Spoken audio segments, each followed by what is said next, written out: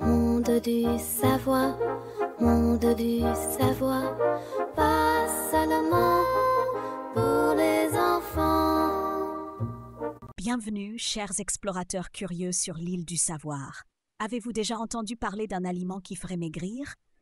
Beaucoup racontaient que le céleri croquant demandait plus d'énergie à digérer qu'il n'en apporte.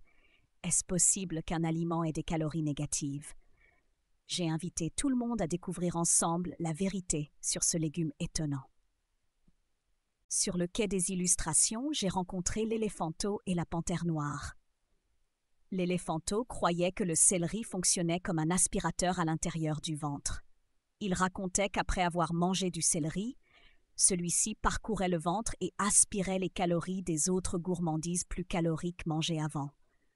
La panthère noire pensait, elle, que manger du céleri demandait tellement de force dans les mâchoires que le simple fait de le mâcher était un vrai entraînement.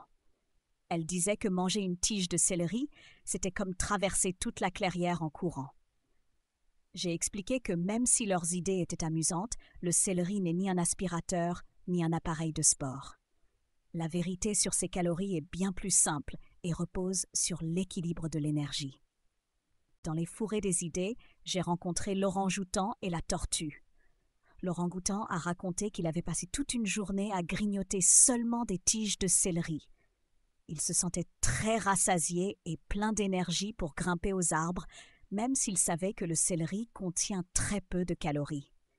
Il avait compris que le céleri, même léger, lui donnait quand même de la force pour s'amuser. La tortue a ajouté que sa carapace était lourde et qu'elle avait besoin de beaucoup d'énergie pour la porter. Elle a expliqué qu'en mangeant du céleri, elle se sentait légère et en forme, sans se sentir plus faible.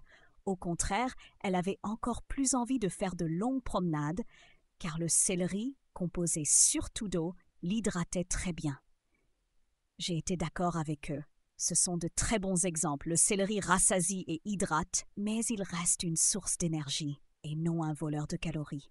Sur le pont de la réflexion, j'ai rencontré le vautour et la capucine. J'ai voulu tester leurs connaissances et j'ai demandé ce qu'ils savaient sur les calories du céleri. Le vautour a expliqué que digérer n'importe quel aliment utilise un peu d'énergie, ce qu'on appelle l'effet thermique des aliments. Il disait que, pour le céleri, cela ne représente qu'une petite partie des calories qu'il contient. La capucine a ajouté qu'une tige de céleri contient quelques calories et que le corps en utilise moins d'une pour la digérer. Cela veut dire qu'à la fin, il reste quand même un peu d'énergie, même si c'est très peu. Je les ai félicités pour leur connaissance et j'ai résumé que le mythe des calories négatives du céleri n'est pas vrai, car le bilan d'énergie, même petit, reste toujours positif. Chers chercheurs, aujourd'hui nous avons démystifié un mythe populaire sur le céleri. Nous avons compris que, même si la digestion utilise de l'énergie, aucun aliment naturel ne brûle plus de calories qu'il n'en apporte. Le céleri est cependant très sain car il contient très peu de calories, beaucoup d'eau et de fibres, ce qui donne une sensation de satiété. Souvenez-vous qu'il n'existe pas d'aliment magique pour maigrir, mais il y a des choix alimentaires intelligents. À bientôt pour de nouvelles découvertes sur l'île du savoir.